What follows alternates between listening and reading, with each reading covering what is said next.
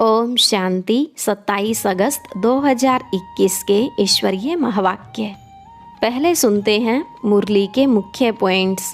बाबा ने कहा, रूहानी बच्चों को पढ़ाने वाला बाप सदा आत्म अभिमानी रहते हैं, तो तुम्हें भी आत्म अभिमानी हो सुनना चाहिए, कभी देह भान न आए। इस समय सारी दुनिया का डाउनफॉल है, इसे राइज करने बाप ही आते हैं, वही तुमको पतित से पावन होने की युक्ति बताते हैं। परमपिता परमात्मा आकर जो ज्ञान देते हैं वह तुम आत्माओं को धारण करना है। 84 जन्मों का नाटक पूरा हुआ, अभी सबको वापस जाना है, परंतु पतित तो जा नहीं सकते, इसलिए बाप आए हैं राजयोग सिखलाकर पावन बनाने। अभी नई दुनिया का कंस्ट्रक्शन और पुराने का डिस्ट्रक्शन होता है। इस कंस्ट्रक्शन के लिए तुम बच्चों की मदद चाहिए, फिर तुमको ही वहाँ रहना है। नई दुनिया में जाने के लिए पहले तुमको दैवी गुणों वाला देवता बनना पड़े। यह अच्छी रीति समझना चाहिए कि इस मृत्यु लोक में हमारा अंतिम जन्म है। जैसे शिव बाबा बिंदी है, ऐसे अपने को आत्मा बिंदी समझ बाप को याद करना है। कईयों को बिंदी छोटी लगती है, याद नहीं कर सकते, तो घर को याद करो। लास्ट में बाबा ने कहा, ड्रामा को अच्छी रीति समझना है। अब ऐसा पुरुषार्थ करो जो उच्च पद पाओ। अभी तुम्हारा मुंह स्वर्ग की तरफ है, इसलिए इस पुरानी दुनिया को भूलो, इससे बेहद का वैराग्य हो। अब सुनते हैं महावाक्यों को विस्तार से। मुरली का सार। मीठे बच्चे, अब इस बेहद की पुरानी दुनिया का विनाश होना है, नई दुनिया स्थापन हो रही है, इसलिए नई दुनिया में चलने के लिए पवित्र बनो। प्रश्न, परमात्मा के बारे में तुम बच्चे कौन सी वंडरफुल बात जानते हो जो मनुष्यों की समझ से बाहर है? उत्तर, तुम कहते हो जैसे आत्मा ज्योति बिंदु है, वैसे परमात्मा भी अति सूक्ष्म ज्योति बिंदु है। यह वंडरफुल बातें मनुष्यों की समझ से बाहर हैं। कई बच्चे भी इसमें मूंझ जाते हैं। बाबा कहते, बच्चे मूंझो मत, अगर छोटे रूप में याद नहीं रहती तो बड़े रूप में याद करो, याद जरूर करना है। गीत। रात के राही थक मत जाना, सुबह की मंजिल दूर नहीं। ओम शांति। रूहानी बच्चों को रूहानी बाप बैठ समझाते हैं, इसलिए बच्चों को आत्म अभिमानी हो बैठना है। ऐसा और कोई जगह समझाया नहीं जाता। कोई भी साधु संत ऐसे नहीं समझाते कि आत्म अभिमानी हो बैठो। यह एक बाप ही समझाते हैं, और किसको कहने आएगा नहीं। यह युक्ति कोई बता नहीं सकेंगे। तुम बच्चे भी समझते हो हम आत्मा हैं। आत्मा ही एक शरीर छोड़ दूसरा लेती है, कब बैरिस्टर कब डॉक्टर बनती है। आत्मा ही अभी पतित बनी है, फिर पावन बनेगी। आत्मा में ज्ञान धारण होता है। बाप निराकार ज्ञान का सागर है, तो जरूर आकर ज्ञान सुनाएंगे ना। पतित पावन है तो जरूर आकर पावन बनाएंगे। वह है सुप्रीम परम पिता परमात्मा। मैं तुम्हारा बाप सुप्रीम हूँ, नॉलेजफुल हूँ। मुझे अपना शरीर नहीं है। यह सब नॉलेज तुम्हारी आत्मा धारण करती है, तो तुमको आत्म अभिमानी बनना है, देह अभिमान नहीं रखना है। और कोई ऐसी जगह नहीं जहाँ सुनने और सुनाने वाले दोनों देही अभिमानी हों। बाप तो है ही निराकार, वह आकर तुमको राजयोग सिखलाते हैं। बाकी सब मनुष्य हैं ही देह अभिमानी। भल इन लक्ष्मी नारायण के लिए कहेंगे यह आत्म अभिमानी थे, फिर भी देह भान तो रहता है ना। यह ज्ञान परमपिता परमात्मा ही आकर देते हैं। आत्मा को धारण करना होता है। आत्मा को ही पतित से पावन होने की युक्ति बताते हैं। अभी सारी दुनिया का डाउनफॉल है, फिर राइज करने आते हैं। यह तुम बच्चे जानते हो। डाउनफॉल माना डिस्ट्रक्शन, राइज माना कंस्ट्रक्शन। स्थापना और विनाश। स्थापना किसकी? नई दुनिया की, स्वर्ग की स्थापना, और फिर पुरानी दुनिया, हेल, नर्क का विनाश, डिस्ट्रक्शन और कंस्ट्रक्शन। कलयुग है पुरानी दुनिया, इसका विनाश जरूर चाहिए। विनाश की निशानी यह महाभारी महाभारत लड़ाई है। महाभारत का वृतांत महाभारत शास्त्र में दिखाते हैं। बाप ब्रह्मा द्वारा स्थापना करते हैं, सो तो जरूर नई दुनिया की करेंगे ना। यह है बेहद का विनाश और बेहद की स्थापना। बाप ही नया मकान बनाएंगे बच्चों के लिए, फिर पुराना जरूर खलास कराएंगे। तुम समझते हो बाबा अब नई दुनिया स्थापन कर रहे हैं। तमो प्रधान से फिर सतो प्रधान बनाने के लिए हमको तैयार कर रहे हैं। विनाश के लिए महाभारत की लड़ाई मशहूर है। कहते हैं यह वही समय है, वही स्टार्स आकर आपस में मिले हैं जो महाभारत के समय थे। इस सीढ़ी में भी लिखा गया है भारत के उत्थान और पतन की अद्भुत कहानी। इस लाइन में कल्प कल्प अक्षर भी आना चाहिए। शुरू से अंत तक मनुष्य 84 जन्म लेते हैं। यह भी तुम्हारी बुद्धि में है।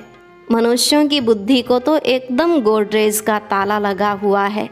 इन बातों को मनुष्यों को जानना है। आत्माएं यहाँ शरीर धारण करती हैं पार्ट बजाने, तो ड्रामा के आदि मध्य अंत के क्रिएटर, डायरेक्टर, मुख्य एक्टर्स आदि को जानना चाहिए ना। अभी तुमको ड्रामा के आदि मध्य अंत, हु इज़ हु, सारे ड्रामा का पता पड़ गया है। शुरू से लेकर अंत तक बाप द्वारा यह नॉलेज सारी मिल रही है। सृष्टि चक्र कैसे फिरता है, इनको कहा जाता है रूहानी नॉलेज। जिस्मानी ज्ञान को फिलॉसफी कहा जाता है। स्पिरिचुअल नॉलेज, रूहानी नॉलेज को ज्ञान कहा जाता है। अब यह सब बातें बच्चों की बुद्धि में बिठाई हैं। बच्चे जानते हैं अब 84 जन्मों का नाटक पूरा होता है। अभी हम वापस जाते हैं, परंतु पतित कोई वापस जा न सके। नहीं तो इतने जप तप तीर्थ आदि क्यों करते? पवित्र बनने के लिए ही गंगा स्नान करने जाते हैं, परंतु उससे कोई पावन तो बन नहीं सकते, इसलिए वापस कोई जा नहीं सकते। गपोड़े तो बहुत लगाते हैं कि फलाना पार निर्वाण धाम गया, ज्योति ज्योत समाया। बाप ने समझाया है वापस कोई जाता नहीं है, सब एक्टर्स यहाँ ही हैं। अभी नाटक पूरा होता है तो सभी स्टेज पर खड़े हुए हैं। अभी सब यहाँ मौजूद हैं। मनुष्यों को पता नहीं कि बोधि, क्रिश्चियन आदि कहाँ हैं। तुम समझते हो जो सब आत्माएं ऊपर से यहाँ आई हैं वह सब इस समय तमो प्रधान हैं। तमो प्रधान से सतो प्रधान कल्प पहले भी बने थे। बाप ही आकर स्थापना विनाश कराते हैं। कहते भी हैं यह ज्ञान राजाओं का राजा बनाने वाला है। यह बेहद के बाप ने कहा है कि मैं तुमको राजाओं का राजा बनाता हूँ। कृष्ण तो स्थापना नहीं कराते, क्रिएटर बाप है। बाप ही आकर समझाते हैं कि तुम मुझे बुलाते ही तब हो जबकि सृष्टि पतित है, ऐसे नहीं कि मैं नई सृष्टि रचता हूँ।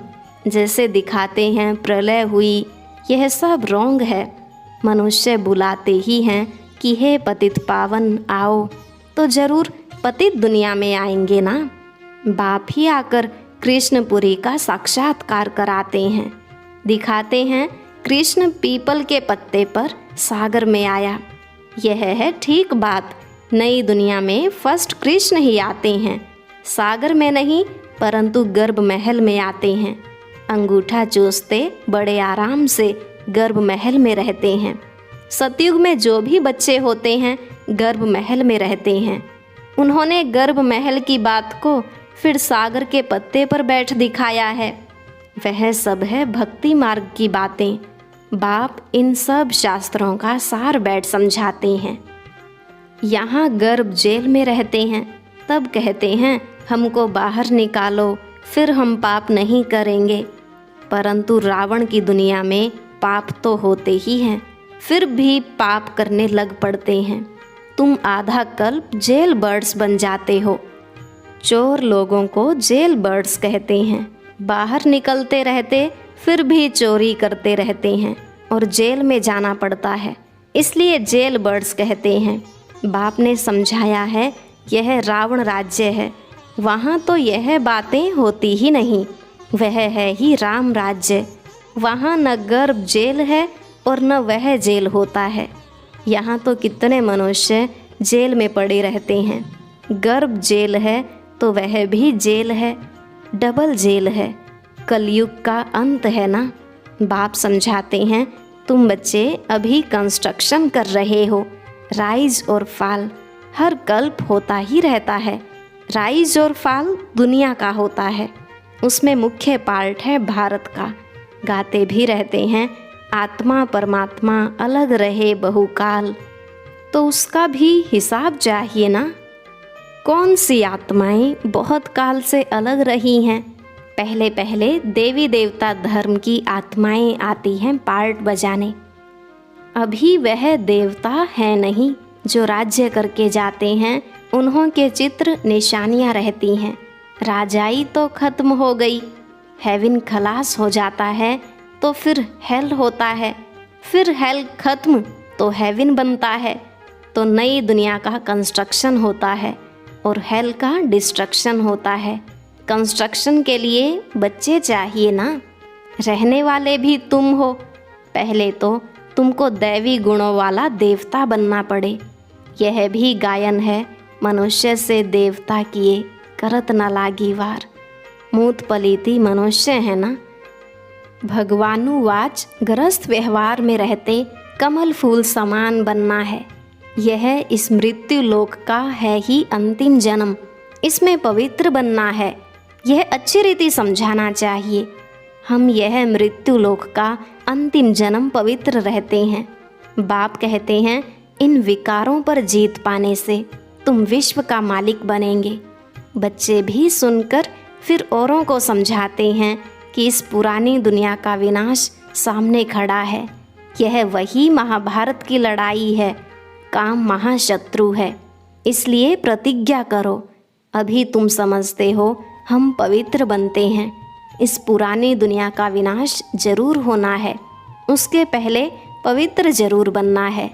विनाश होता है फिर तो बात मत पूछो, हाहाकार हो जाता है।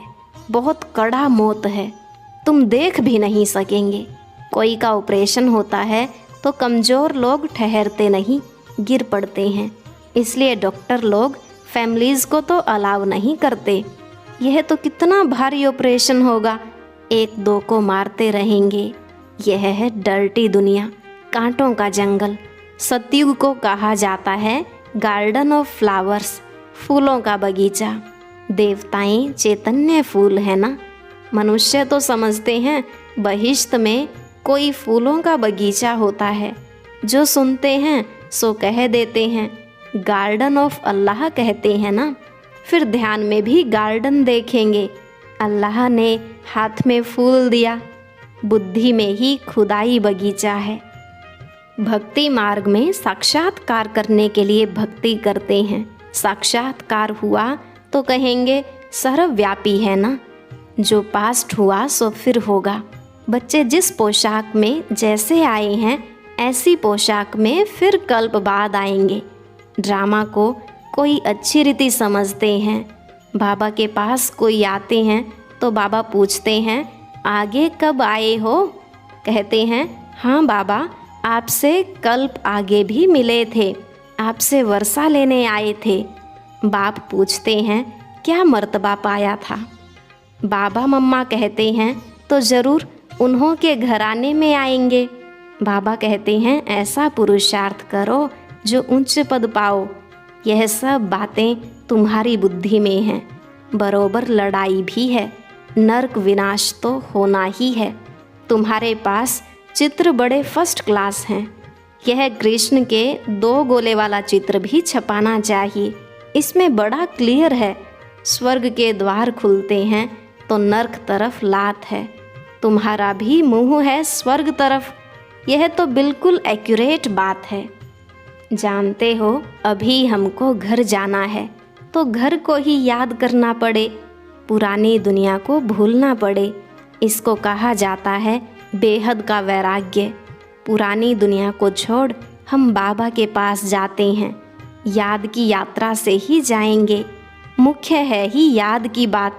याद तो सब करते हैं ना। अभी बाप यथार्थ बात आकर समझाते हैं कि मुझे याद करो। यह है अव्यभिचारी याद, सो भी अर्थ सहित। तुम जानते हो, शिव बाबा भी बिंदी है। अपने को भी आत्मा बिंदी समझें, बाप को भी बिंदी समझें। नई बात देख भूल जाते हैं। अपने को आत्मा समझ फिर बाप को और अपने घर को याद करना है। अच्छा, बिंदी छोटी लगती है, घर तो बड़ा है ना। घर को याद करो। बाबा भी वहाँ रहते हैं। हम तुम वहाँ जाएंगे जहाँ बाबा रहते हैं। बिंदी याद नहीं पड़ती है, अच्छा घर तो याद पड़ता है ना। वह है शांति धाम और वह है सुख धाम। यह है दुख धाम। अभी तुम नंबरवार पुरुषार्थ अनुसार पढ़ रहे हो, फिर सुख धाम में आ जाएंगे। बाप के बच्चे हैं तो जरूर स्वर्ग की बादशाही चाहिए। कल्प पहले भी शिव बाबा आया था, स्वर्ग की बादशाही दी थी। तुम भूल गए हो। बाप कहते हैं अभी फिर आया हूँ तुमको देने। कितने बार तुमने राजाई ली और गवाई है, अनगिनत बार वर्षा लिया है, फिर भी ऐसे बाप को भूल क्यों जाते हो। माया के तूफान से बहुत लड़ाई होती है, इसलिए नाटक भी दिखाते हैं। माया उस तरफ खींचती है, प्रभु इस तरफ खींचते हैं। ज्ञान में विघ्न नहीं पड़ते, याद में विघ्न पड़ते हैं। इसमें ही मेहनत है। अब बाप कहते हैं महारथी बनो। इस पुरानी दुनिया को तो आग लगनी है। इस यज्ञ में सारी पुरानी दुनिया स्वाहा होनी है, तो महावीर भी बनना है। तुम बच्चों को अखंड अटल अडोल राज्य पाना है। तुम्हारा बुद्धि योग बाप के साथ ऐसा रहे जो भल कितना भी तूफान आए, माया कुछ कर ना सके। यह है तुम्हारी पिछाड़ी की अवस्था, जब ट्रांसफ़र होना होता है। जैसे स्कूल में इम्तिहान पिछाड़ी को होते हैं, तुम्हारी माला भी पिछाड़ी में बनेगी। तुमको बहुत साक्षात्कार होगा। फलाने यह बनेंगे, फलाना ये बनेगा, ये दासी बनेगी, ये सब बताएंगे। उस समय तो कुछ भी कर नहीं सकेंगे, फिर पछताना पड़ेगा। यह हमने क्या किया, श्रीमत पर क्यों नहीं चला। परंतु अंत समय में कुछ हो नहीं सकेगा, ऐसे बहुत पछताते हैं। मनुष्य किसका खून कर फिर बाद में पछताते हैं, परंतु खून तो हो गया, फिर क्या कर सकेंगे। इसलिए बाप कहते हैं गफलत मत करो, अपना पुरुषार्थ करते रहो। अच्छा, मीठे मीठे सिक्किल अधे बच्चों प्रति माता पिता बाप दादा का याद प्यार और गुड मॉर्निंग। रूहानी बाप की रूहानी बच्चों को नमस्ते। रूहानी बच्चों की रूहानी बाप दादा को नमस्ते नमस्ते, गुड मॉर्निंग। शुक्रिया बाबा, शुक्रिया। धारणा के लिए मुख्य सार। पहला पॉइंट, 84 जन्मों का नाटक अभी पूरा होता है, वापस घर चलना है। इसलिए आत्म अभिमानी रह पावन बनना है, देह अभिमान मिटाना है। दूसरा, अर्थ सहित अपने को आत्मा बिंदु समझ बिंदु बाप की अव्यभिचारी याद में रहना है। महावीर बन अपनी अवस्था अडोल अचल बनानी है। आज का वरदान, सर्व आत्माओं के प्रति स्नेह और शुभ चिंतक की भावना रखने वाले देही अभिमानी भव। सर्व आत्माओं के प्रति स्नेह और शुभ चिंतक की भावना रखने वाले देही अभिमानी भव। बाबा ने कहा, जैसे महिमा करने वाली आत्मा के प्रति स्नेह की भावना रहती है, ऐसे ही जब कोई शिक्षा का इशारा देता है तो उसमें भी उस आत्मा के प्रति ऐसे ही स्नेह की, शुभ चिंतक की भावना रहे कि यह मेरे लिए बड़े से बड़े शुभ चिंतक हैं। ऐसी स्थिति को कहा जाता है देही अभिमानी। अगर देही अभिमानी नहीं है तो जरूर अभिमान है। अभिमान वाला कभी अपना अपमान सहन नहीं कर सकता। स्लोगन: सदा परमात्म प्यार में खोए रहो तो दुखों की दुनिया भूल जाएगी। सदा परमात्म प्यार में खोए रहो तो दुखों की दुनिया भूल जाएगी। और अब यह एक बहुत अच्छी वीडियो भी जरूर देखें।